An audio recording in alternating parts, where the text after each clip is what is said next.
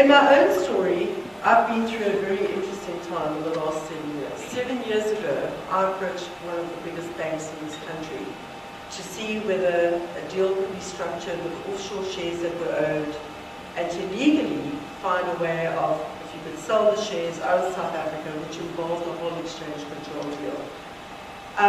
At the time, and I'm very grateful today for my very smart Jewish attorney, who insisted that the bank put in writing that the deal was legal from the exchange control point of view. 2 years after the deal was done, through various means, and I won't bore you with the detail, I actually found out that the bank had recommended, structured, implemented, and exported capital with an illegal exchange control deal in this country. Now, when I then spoke to some of my good friends high up in banking, clearly not that bank, in a different bank, and actually found out I could have been sent to a South African jail for what these people had done, as you can imagine, it was quite an alarming discovery. I've been on a journey, in fact that was 5 years ago, to the day on the 2nd of September, which is on Tuesday, where we then issued summons against the bank to say that this deal is unlawful, would you please unwind the deal and actually restore the status quo. Through very reliable sources, and I won't mention exactly who because that will compromise the parties concerned, but through someone on the inside, it was admitted and disclosed to me that the executive committee of this bank, after the summons had been issued, then admitted they'd broken the law. They also admitted they hadn't consulted their own exchange control expert, and their attitude was, to hell with Anne Pratt, we've got more money than her, we will wear her down financially and emotionally. Now, 5 years later, I must tell you, it's been a journey of note. And this Tuesday, I'm going to the Supreme Court of Appeal to get the judgment overruled. We won the first court case, we lost the second. We had an acting inexperienced judge who did not understand the complexity of the law. And we won the right to appeal. And if you know anything about law, the same judge has defined that you've got a very high chance of him being wrong and a different court coming to a different conclusion to be granted a right to appeal. It's not an automatic procedure. That same judge actually then understood the issue. He granted the right to appeal and will be at the Supreme Court of Appeal this Tuesday in Bloemfontein. Now, when you go through a process, and I can tell you, as someone who's been a headhunter in this country for nearly 14 years, really committed to putting top leadership in place, it is very disappointing that that is the general, not the general, then please I don't want to paint everyone with the same brush, but the focus and the attitude is about money, it's about greed, and this bank's been in the media quite a lot around these issues. But what we have found in the research, and people say to me, Anne, how have you done this? And it actually comes back to integrity. This case, from a broader macro point of view, affects the whole exchange policy of South Africa.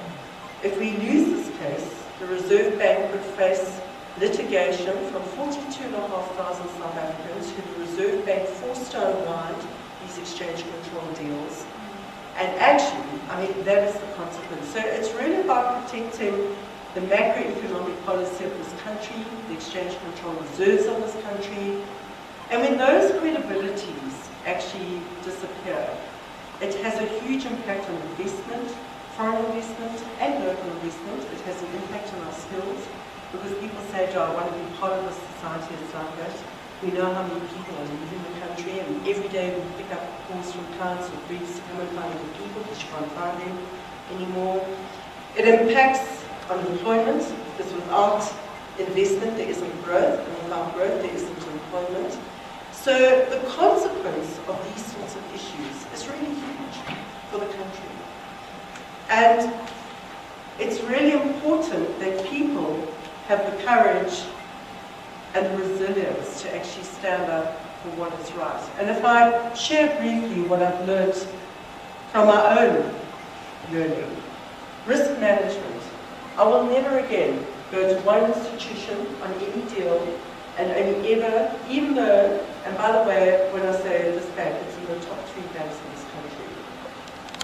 So, even though somebody has a large brand reputation, I would never rely again on just one institution.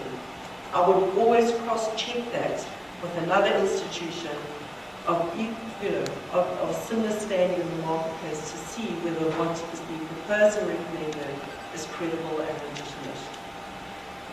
I would use far more extensive resources and references and make sure one's cross-checking with other people, not only other banks, but people who've done similar kinds of structures or deals. And it's about doing what is right rather than what's expedient. You know, at the end of the day, we don't take our balance sheet with us. The day we leave this universe, we do not publish our balance sheet on our gravestone.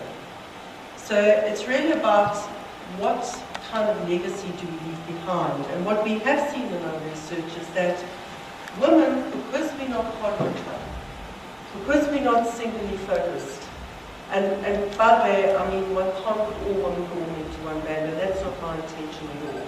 But general characteristics of what comes through is that when there's a greater focus on just making money, that is the kind of thing that actually happens.